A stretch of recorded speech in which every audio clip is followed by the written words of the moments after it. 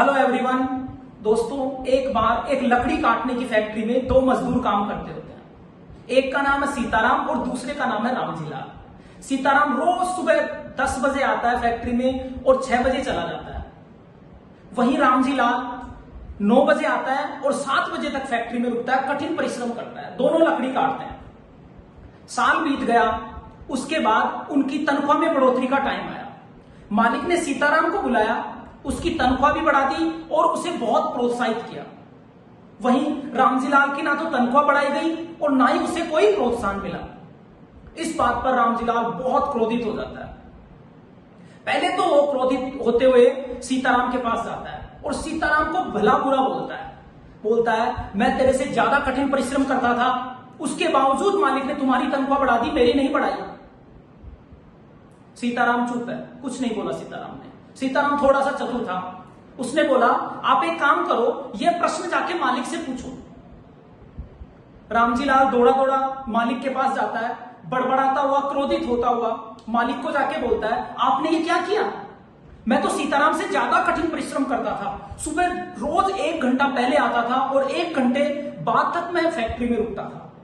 मैं उससे ज्यादा परिश्रम करता था, उसके बावजूद आपने उसकी तनख्वाह बढ़ाई, उसे प्रोत्साहित भी किया, जबकि पैसों की ज्यादा जरूरत मेरे को है, मेरा खर्चा नहीं चल रहा घर का। मालिक के लिए बहुत बड़ी समस्या खड़ी हो गई। मालिक रामजीलाल को कैसे समझाए? उन्होंने एक तरीका निकाला। रामजीलाल को बोला अपने एक काम करते हैं, सीताराम से जाके पूछते हैं कि वो इतने कम समय में ज्यादा लकड़ी कैसे काट पा रहा है। दोनों निकल पड़ते हैं, सीताराम के पास जाते हैं तो दूर से देखते हैं सीताराम पेड़ के नीचे बैठे हुए छांव में पानी पी रहा है और गाने सुन रहा है। यह देख के रामजीलाल और क्रोधित हो जाता है। मालिक को बोलता है आप देखिए, ये ऐसे ही बीच बीच में आराम करता है, गाने सुनता है, पानी पीता रहता है। मालिक ने बोला ठीक है चलते हैं, उससे बात करते हैं। दोनों वहां जाते हैं, सीताराम खड़ा हो जाता है। मालिक उससे पूछते हैं कि तुम क्या करते हो जो 8 घंटे में ही रामजीलाल से ज्यादा लकड़ी काट पाते हो?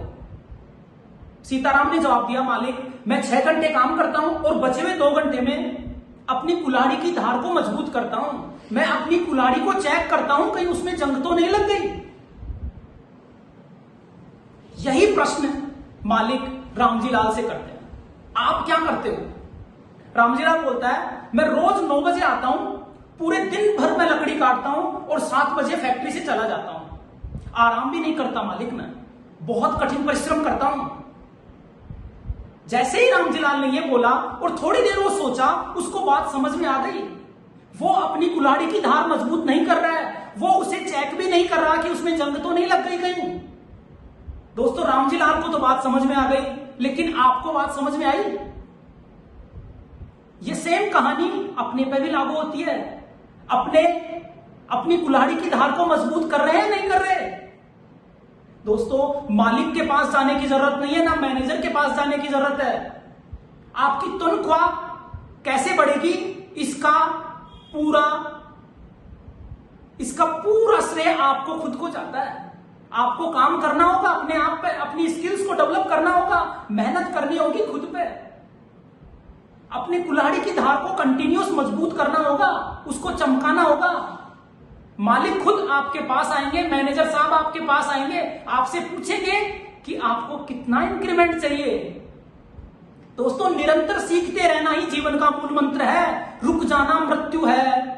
जिस दिन आपने सीखना बंद कर दिया, आपकी ग्रोथ रुक जाएगी, आप पीछे चले जाएंगे। Thank you.